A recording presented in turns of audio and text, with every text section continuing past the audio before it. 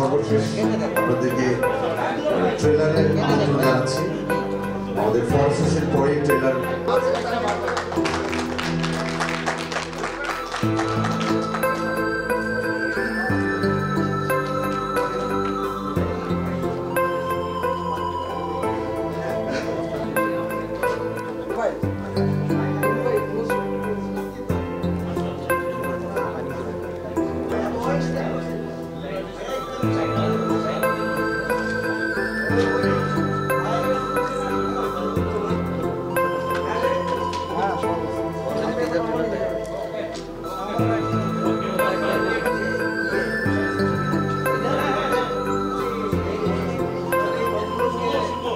রমজানের 20-21টি পার হয়ে গেল, আর কয়েকদিন পরই আমাদের সেই আনন্দের দিন ঈদ।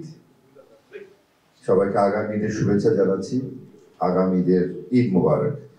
ঈদের আনন্দ একটা বড় অংশ জুড়ে থেকে, আমি বাকিদের কথা জানি না, বাট আমার সেই শৈশব থেকেই ছিল। আমরা ছোটবেলায় ঈদি জমাতাম, সেই ঈদের টাকা দিয়ে আমরা পরে ঈদের সিনেমা দেখতে যেতাম। এভাবেই আমাদের বেড়ে ওঠা। আমার বাড়ির সামনে গেরিসন সিনেমা হল, আমরা দলে দলে পরিবার নিয়ে, বন্ধু নিয়ে, স্বজন নিয়ে যেতাম।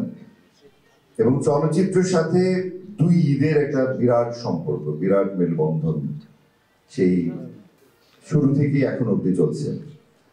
ঈদের সিনেমা নিয়েও থাকে নানান ধরনের উৎসাহ, উদ্দীপনা। কোন সিনেমা রিলিজ হবে, কটা রিলিজ হবে, কে কয়টা হল পাবে, এরকম চলে একটা প্রতিদ্বন্দ্বিতা আমাদের। আমি যখন চলচ্চিত্রে সম্পৃক্ত হলাম তখন থেকে এটা দেখে আসছি। আর ঈদ এলে এমনি নর্মালি হয়তো আপনারা জানেন যে দুটো সিনেমা রিলিজ হওয়ার কথা এক এক সপ্তাহে। ঈদ এলে সেটা থাকে না, কখনো 8টা হয়ে যায়, কখনো 10টা হয়ে যায়। এবারও যা দেখছি, এবার ঈদেও প্রচুর সিনেমা রিলিজ হবে। সবগুলি সিনেমার জন্য আমার পক্ষ থেকে শুভেচ্ছা। আমি চাই প্রত্যেকটা সিনেমা চলুক, প্রত্যেকটা সিনেমা চলুক। আমি চাই প্রত্যেকটা সিনেমা মানুষ হলে গিয়ে দেখুক। আজকাল প্ল্যাটফর্ম চেঞ্জ হয়ে গেছে, মানুষের সিনেমা দেখার জায়গাও বদল হয়ে গেছে, বাট তারপরও আমার মনে হয় যে একটা সিনেমা হলে গিয়ে একটা ভালো সুন্দর সিনেমা দেখার যে আনন্দ, সেটা হচ্ছে প্রকৃত বিনোদন। আপনারা যদি ঈদের আনন্দকে আরো বহুগুণ বাড়িয়ে দিতে চান, তবে আমার মনে হয় যে অনেক সিনেমার ভিড়ে অবশ্যই আমাদের আহারে জীবন বেছে নেবেন। ছটকু আহমেদ আহারে জীবন, এতক্ষণ আমরা শুনেছি যে কি নিয়ে গল্পটা তৈরি হয়েছে, আপনারা জেনে গেছেন।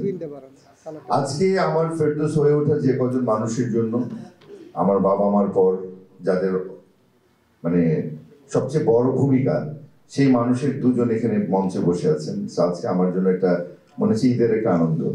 আমার পিতৃতুল্য হাবিবুর রহমান খান, যিনি হঠাৎ বৃষ্টির প্রডিউসার। হঠাৎ বৃষ্টি দেখে হাবিব আঙ্কেল আমাকে কলকাতায় ফোন করে বলেছিল যে আমি জানি না তোমার সিনেমা চলবে কি চলবে না, কিন্তু প্রযোজক হিসেবে আমার খুব ভালো লেগেছে, আমি খুব খুশি। আমার কাছে এটা একটা বিরাট বড় কমপ্লিমেন্ট ছিল, কারণ হাবিবুর রহমান খানের সাথে তখন কথা বলাও একটা অনেক বড় ব্যাপার।